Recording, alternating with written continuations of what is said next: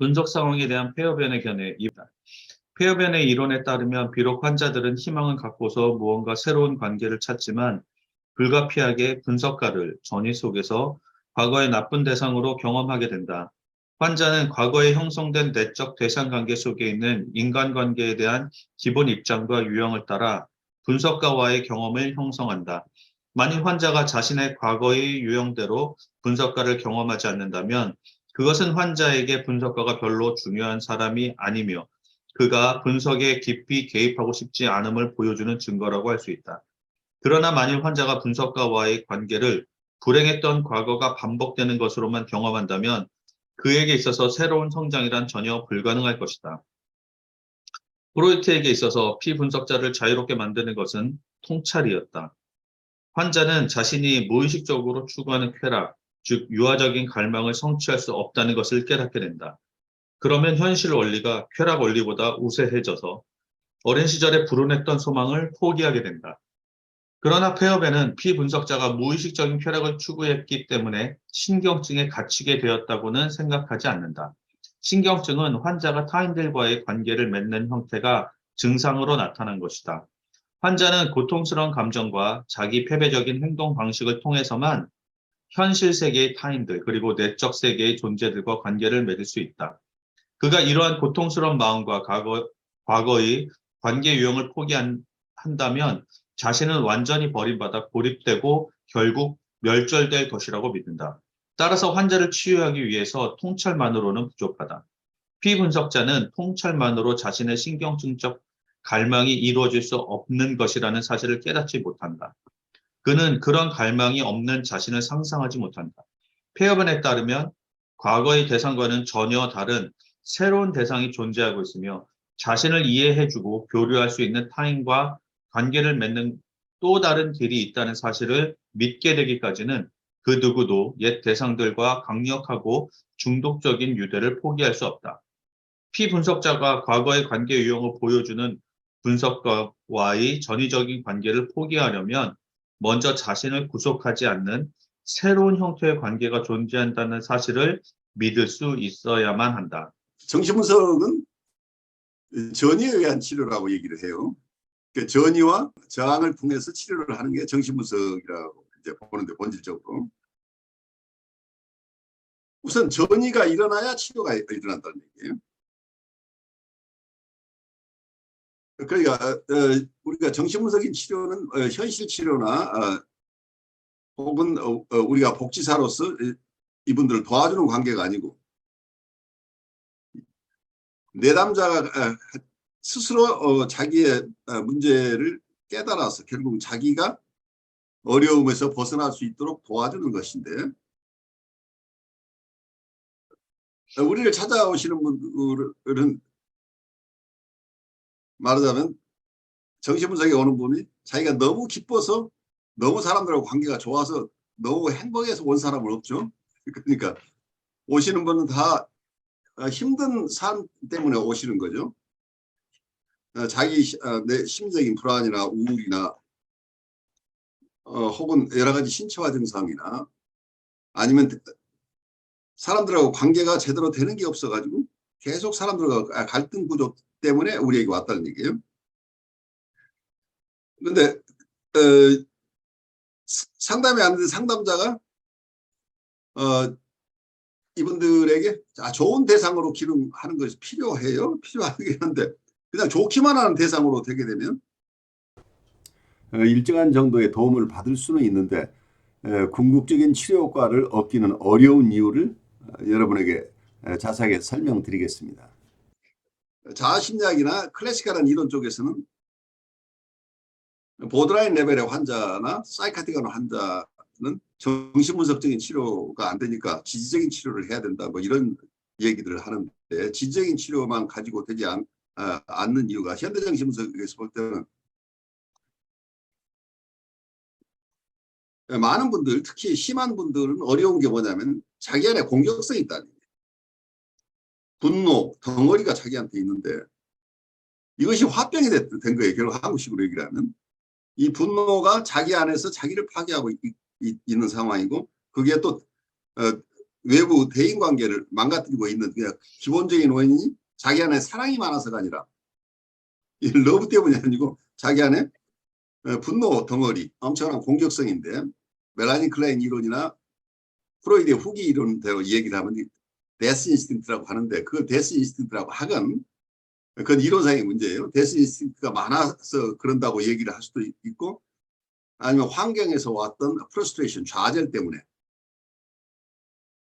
심해서 그렇다고 얘기를 할 수 있고 또 어쩌면 실존주의 철학자들이 얘기하듯이 우리는 세상에 태어나면서부터 이미 실존에 대한 불안을 가지고 있어서 이런 견딜 수 없는 불안, 혼란 이런 것을 겪기도 하고 여러 원인이 있겠지만 이분들은 우선 대상과의 관계에서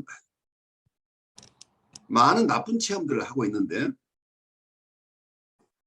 상담자가 계속해서 아주 좋은 대상으로만 있게 되면은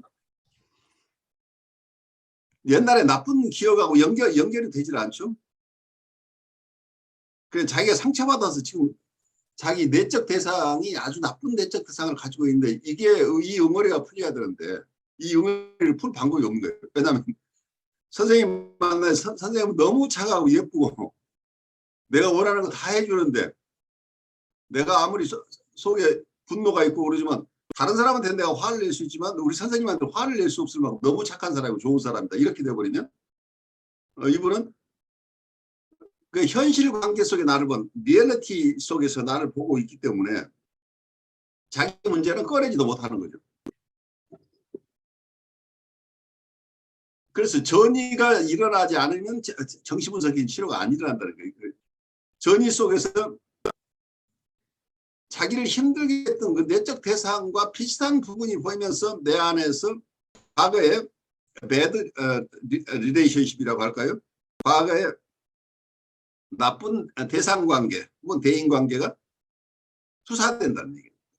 그래야 그러니까 뭐 이걸 내적 대상을 투사한다고 얘기를 할 수도 있고 그 당시에 정서를 투사한다고 할 수도 있고 그냥 내적 대상 관계, 나쁜 대상 관계를 그냥 투사해야 한다.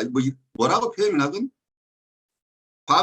과거에 있었던 것들을 지금 현재의 대상에게 투사가 일어나서 그 과거의 대상에 가지고 있던 정서나 욕망이나 혹은 어떤 나쁜 기억이나 팬터시나 이런 것들이 이 사람한테 더 씌워져야 이 문제를 해결하는 과정 속에서 새로운 체험을 하게 된다. 그래서 우선 전이가 일어나지 않으면 치료가 안 되기 때문에 전이가 일어나야 되는데 그래서 심한 분들 치료에서 가장 첫 번째는 현대정신분석에서는 전이가 자기애적 전이가 활성화될 때까지 전이를 보호해줄 그러니까 이 사람을 꿈에서 깨도록 하는 게 아니고 팬터시에 있도록 해줘야 돼. 그 섣부르게 이분을 해석해버리면 이분은 리얼리티 속에 바로 들어와 버리니까 이 전이가 거기서 정리돼 버리는 거죠. 처음에 보면 많이 속는 게 뭐냐면 내담자들이 고분고분하고 성실한 사람처럼 보여서 긍정적인 전이 관계가 있는 것처럼 느껴요. 대부분 처음에는. 그런데 사실은 심한 분들 보드라인이나 사이코틱한 사람은 대부분 네거티브 트랜스퍼런스가 먼저 일어난다고 봐요. 무서운 대상 만나면 그분에서 고분고분해야 했던 과거가 있기 때문에 지금 나한테 고분고분한 게 나를 아주 좋은 대상으로 경험해서가 아니라 무서운 대상이어서 내 비율을 맞추고 있는 것일 경우도 많다는 얘기예요. 그래서 이 부정적인 전이가 일어나는 것은 치료를 위한 전제 조건이기 때문에 이걸 전이가 일어나지 않도록 내가 이 사람을 일깨우려고 애쓰면 안 되는 거고 전이가 일어나도록 허용해 줘야 되거든요. 오히려 전이가 일어날 수 있도록 전이를 촉진해 주는 환경 속에 있어야 된다는 얘기예요. 우선은. 그래서 이분이 과거의 원대상처럼 원대상처럼 느끼게 되면 나를 괘씸하고 무서운 대상 아니면 자기를 침해하는 대상으로 우선 느끼게 된다는 거예요. 이 정서가 활성화돼야 나한테 자기 안에 있는 것을 처음에는 행동화가 일어나기가 굉장히 쉬운데 그래서 치료의 틀을 잘 세우면 그냥 화를 내거나 물건을 집어 던지거나 쿠션을 집어 던지거나 이런 행동이 아니고 우리 집안에 누가 남 미워해 죽겠어요. 우리 선생님은 날 너무 괴롭혀요. 근데 잘 들어보면 그런 얘기가 그 어그레션을 표출하고 있는 게 상담자에 대한 간접적인 어떤 분노의 폭발일 수도 있다는 얘기. 상담자에 대한 부정적인 정서가 드러나고 있는데 직접 얘기 못하니까 딴 사람 얘기를 자꾸 하고 있을 수도 있는데 이게 이제 이런 것들이 어느 정도 언어화되기 시작하면 치료가 진전이 되면 상담자에 대한 불만을 얘기하기 시작합니다. 근데 불만을 얘기할 수 있어야 이 사람은 이제 그때부터 치료가 되는 건데 문제는 이런 전이가 활성화되는데 과거의 대상은 자기가 불만을 토로하거나 부정적인 얘기를 하게 되면 허용하지 않았던 대상인 경우가 많죠. 그리고 이분한테는 이분이 예상하는 치료 상황은 내가 이렇게까지 선생님에게 나쁜 얘기를 자꾸 선생님이 불편한 얘기 하게 되면 선생님이 지금 나를 친절하게 대해주는 것 같은 모습으로 있지만 결국 나를 버릴 거야라는 확신이 있다는 얘기예요. 지금까지 이 사람이 살아온 과정 속에서 항상 자기가 뭔가 자기 얘기를 했을 때 외부 대상으로부터 계속 침해를 받아왔기 때문에 선생님도 지금 나를 잘 몰라서 그렇지 내가 내 얘기를 하기 시작하면 또 나를 버릴 거라는 확신이 있다는 얘기 대부분. 이 사람들의 빌리프 시스템 속에서 선생님이 또 견디겠어? 나 상담 여러 번 받아봤지만 어느 선생님도 나 2, 3개월 나를 견디는 사람이 없어. 그렇지만 자기가 치료를 받기 위해서는 자기가 하소연을 들어줘야 될 사람인데 그 하소연을 하다 보면 이 부정적인 정서가 워낙 강하게 일어나니까 이걸 컨테인할 수가 없으니까 상담자들이 거기서 빠져나와 버렸다는 얘기예요. 빠져나오는 방법은 이분에게 좋은 말로 지지를 하고 위로를 하거나 해석을 하거나 설명을 하거나 아니면 도저히 못 견디겠으면 선생님 참 어려움을 당하고 계시는데 선생님 같은 분들 잘 도와주시는 분이 있는데 제가 그분을 소개하는 게 선생님을 훨씬 잘 도와드릴 수 있을 것 같습니다. 제가 그분 소개해 드릴까요? 하면서 빠져나간다는 얘기예요. 많은 경우에. 그런데 이분들이 그러니까 전임은 과거에 원대상에 일어났던 엄청난 그 분노가 한꺼번에는 아니더라도 서서히 그러한 정서들 그러니까 미워하고 사랑하는 그 원대상과의 관계가 여기서 재현된다고 해요. 판타지 속에서. 그게 되는데 상담자가 컨테인하는 게 왜 중요하냐면 상담자가 원래 대상처럼 반응하지 않아야만 이 사람이 새로운 경험을 한다는 거예요. 그래서 여기서 새로운 대상 관계를 맺는다는 게 과거의 원대상 관계하고 다르게 그냥 좋은 관계를 맺으라는 게 아니라 이게 그러니까 여러분들 책으로 배우면 이걸 배울 수 없는 게 그냥 좋기만 하는 관계로 가면 결국은 또 실패한다는 얘기예요.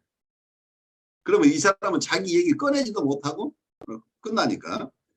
그런데 원대상에게 느꼈던 어떤 분노나 불편함, 부정적인 정서를 표출을 했는데 자기 생각에는 무의식 중에 믿는 것은 보나마나 이제 선생님이 더 이상 오지 말라고 할 거라고 생각을 하는데 그 부정적인 정서를 담아줄 뿐만이 아니라 오히려 격려해 주면서 그렇게 불편한 일이 있으면 언제든지 얘기하십시오라고 하는 반응을 이 사람들은 한 번도 가져본 적이 없다는 얘기예요. 그래서 치료자의 새로운 반응이 새로운 관계를 만들어낸다. 그러니까 전이 자체는 옛날에 전이가 일어나야 되는데 이 치료자의 관계는 전이의 판타지가 있는데 과거에 전이 대상과의 관계에 있었던 이 원대상의 반응과는 다른 반응을 우리가 보일 수 있는 능력이 있어야 이분을 치료할 수 있다. 그래야 새로운 관계가 일어난다. 그러면서 자기를 이해해 줄 사람이 세상에 하나라도 있다는 것을 처음으로 발견한다. 그래서 이분들이 희망을 가지고 어쩌면 치료에 임할 수 있게 된다는 얘기죠. 이분들의 자기의 부정적인 정서를 표현할 뿐만이 아니라 이분들은 많은 경우에 우리에게 현실적인 만족을 해달라고 요구해요. 그런데 여기에서 딜레마예요. 대부분 지적인 치료를 하는 분들이 여기서 무너져 버리는 거죠.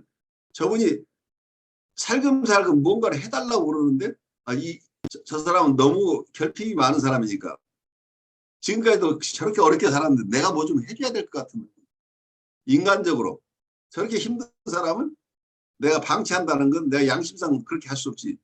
다른 사람은 어떨지 모르지만 나는 이 사람한테 좀 잘해주고 싶어. 이러면서 이분에게 특별한 친절을 베풀기 시작하게 되면 이게 역전이 저항이라고 그래요. 우리가 이분에게서 오는 정서를 견딜 수 없어서 우리가 행동화가 일어난 거죠. 그러면 이분은 한쪽에서는 자기의 부정적인 정서를 표현할 수 있어야 되지만 또 한편에서는 사회 질서 규범을 지킬 수 있어야 된다는 거예요. 그 많은 경우에 보드라인 이하의 레벨의 환자들은 사회 규범을 대수롭지 않게 해결하는 사람이 많다. 그러니까 도덕관념이나 어떤 사회 규범, 사회 질서를 별로 크게 느끼지 않는 사람들이 많은데 이걸 이제 우리가 보통 슈퍼이거라고 그러죠. 어떤 분은 전혀 슈퍼이거가 거의 형성 안 돼 있는 사람도 있어요. 아니면 아주 슈퍼이거가 도덕성과는 상관없고 그리고 뭔가 큰 위험만 없으면 누가 보지만 않으면 자기는 무슨 일이든 할 수 있는 사람도 있어요. 내가 들키지만 않으면 뭐든 하고 싶은 이런 욕구를 참아내지 못하는 사람이 있다는 얘기. 그래서 이제 이런 것들은 도벽하고도 연결되는 거죠. 그러니까 그 밑바닥에 있는 것들은 뭔가 과거에 상처, 사랑받지 못했던 어떤 것들하고 연결되는데 결국은 프로이드는 분석 과정에서 환자에게 통찰을 주면 내담자가 통찰을 받으면 자기가 자기 하고 싶은 대로 해서는 안 된다는 것을 알기 때문에 결국은 만족을 제대로 얻을 수 없다는 것 때문에 쾌락 원리로부터 현실 원리로 옮겨간다. 이제 이렇게 이론 구성을 한 거죠. 그래서 통찰 중심으로 치료를 했는데 이게 워킹할 수도 있어요. 왜냐하면 뉴라틱한 환자 이상에서는 이 해석이 파워풀하게 워킹을 하는데 환자층에 따라서 보드라인 이하의 인격 구조를 가지신 분들은 이런 해석으로 이분들을 도우려고 하면 이분들은 자기들에 대한 공격으로 느끼기 때문에 오히려 치료가 파괴돼 버려요. 그러니까 이분에게 당신이 이런 점에 약점이 있는데 이걸 우리 함께 보완합시다. 이렇게 하면 나보고 지금 그걸 못한다고 나한테 야단치는 거죠? 라고 가져간다는 얘기예요. 그런데 페어벤이 봤을 때는 그렇게 이해를 한 게 아니고 쾌락 원칙 때문이 아니라고 보는 거죠. 이렇게 어려운 분들은 과거의 나쁜 대상 관계가 새로운 관계에 계속 반복해서 일어나는 대상 관계가 투사된다고 본 거예요. 그러니까 여기서 자기의 욕동, 쾌락 추구가 좌절돼서 이런 어려움이 생긴 분들이 아니라는 얘기예요. 그래서 유아적인 쾌락 추구 그것이 아니라 어린 시절에 가졌던 원대상 관계에서 가졌던 특히 나쁜 대상 경험들이죠. 나쁜 대상 관계가 무의식 쪽에 있는데 무의식에 있는 나쁜 대상 관계가 재현된다는 얘기예요. 사회생활 하면서. 그래서 과거에 상처를 주는 대상하고 있었던 분은 계속 상처를 줄 만한 대상하고 관계를 맺다가 결국 상처를 받아요. 그러니까 페어벤 엔도 사이킥 스트럭처라고 하는 게 우리 심리 내적 구조 이론의 심리 구조의 이론에 의하면 이런 얘기죠. 우리가 센트럴 이고가 있어요. 그래 중심 자아가 있는데 중심 자아는 현실 관계에서 적응을 잘하는 이런 합리적인 자아예요.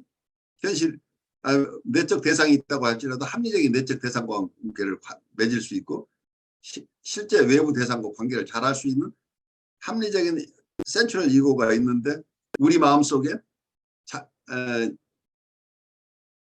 유혹하는 대상, 자기를 만족시켜줄 것 같은 대상, 원대상이 있는데 그 원대상을 계속 쫓아가는 내 마음이 있다. 그래서 유혹하는 대상을 익사이팅 이고라고 표현을 해요. 유혹하는 대상인데 그 유혹하는 대상을 따라가는 마음을 리비드널 이고라고 불렀어요. 그러니까 리비도적 이고가 있다는 얘기예요. 근데 이 마음은 익사이팅 이고인데 텐탈라이징 이고라고도 얘기를 해. 이 말은 무슨 얘기냐면 흥분시키지만 감질나게 하고 만족을 시켜주지 않는 대상이라는 거예요. 근데 그 대상을 버리지 못하고 계속 쫓아갈 사랑을 갈구하는 이 마음이 있어. 그 관계가 이게 리비도 관계로 얽혀 있다는 얘기예요. 그래 실제 만족을 주지 않은 대상에게 리비도가 매여 있다는 얘기예요. 이런 관계를 이 중심자아나 중심자아가 맺고 있는 대상관계 입장에서 본다면 이런 엉뚱한 대상하고 놀게 되면 이런 나쁜 아이하고 놀지 말라고 해서 집에서 쫓아내버린 케이스라는 얘기예요. 그래서 중심자아가 이 흥분시키는 대상하고 흥분시키는 대상을 쫓아가는 이 바람난 마음, 리비드널 이고, 리비도적 이고를 둘 다 억압해 버렸는데 그 억압하는 과정 속에서 먼저 센트럴 이고의 일부였던 자기 마음을 분열시킬 거 아니에요. 그러니까 자아의 분열이라는 게 나옵니다.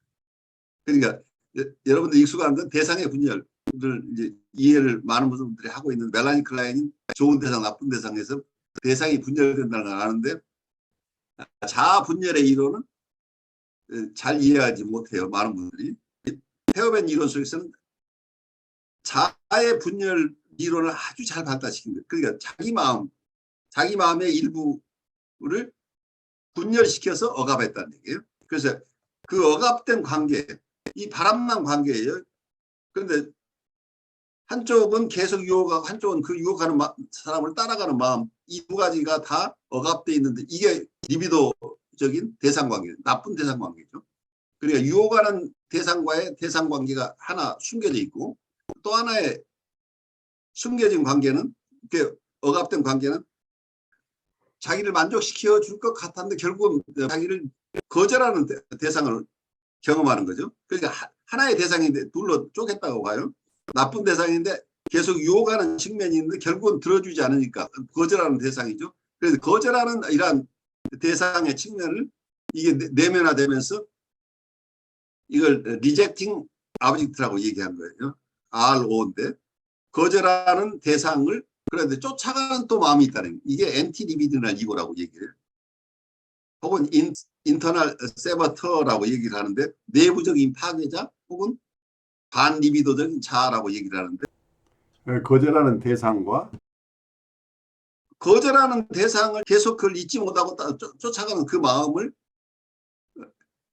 이 두 가지가 다 억압되는데 그중에 반리비도적 자아는 자아의 일부가 분열된 거죠. 그래서 중심 자아에서 하나는 리비도적 자아가 분열돼 나갔고 또 하나는 반리비도적 자아가 분열돼 나갔어요. 그런데 이러한 분열된 자아는 그 자아와 함께 리비도 관계에 있는 대상과 함께 계속 무의식적으로 억압되어 있는 관계가 힘이 내적으로 있다는 얘기예요.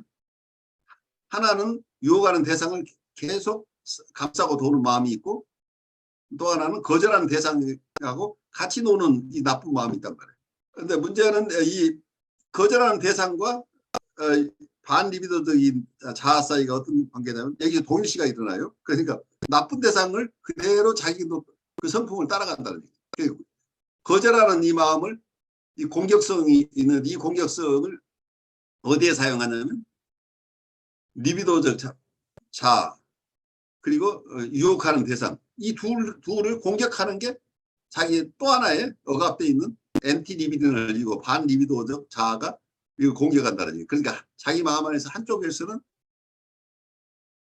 계속해서 감질나게 하고 자기를 사랑해 줄 것 같은 그 대상을 쫓아가는 마음이 있는데 이게 또 억압된 이 관계가 있는데 또 한쪽에서는 그 쫓아가봐야 다 소용없는 일인데 왜 그러고 있느냐고 하면서 자기 안에서 자기의 분열된 마음, 리비도적인 자아나 유혹하는 대상을 공격하는 마음이 엔티 리비드널 이거라는 얘기예요. 근데 또 비극은 뭐냐면 이 엔티 리비드널 반리비도적인 자아는 자기를 거절하는 대상과 끊지 못해서 여기에 한 통속이 돼 있다는, 이게 배드릴의 나쁜 대상 관계가 이 두 유형의 나쁜 대상 관계를 페어벤이 일반적으로 설명을 했는데 이런 관계가 현실에서 계속 반복되고 있다는 페어벤이 봤을 때. 그래서 뭔가 자기의 욕망, 쾌락을 추구하는 것이 아니고 어떤 경우는 계속해서 불편한데도 불편한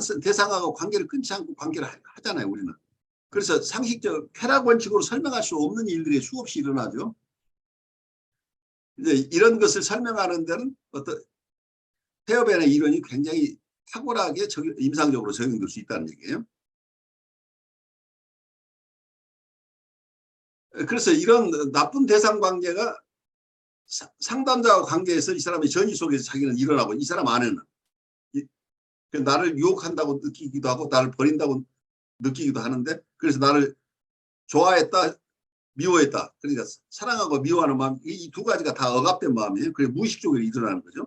센츄럴이고 합리적인 마음이 아니고 격정적인 마음들이죠. 미워하고 싫어하는 마음이죠. 상담자에게도 미웠다, 싫었다 이런 일들이 계속 일어나는 게 이제 이런 내적 대상 관계하고 관련되는 거죠.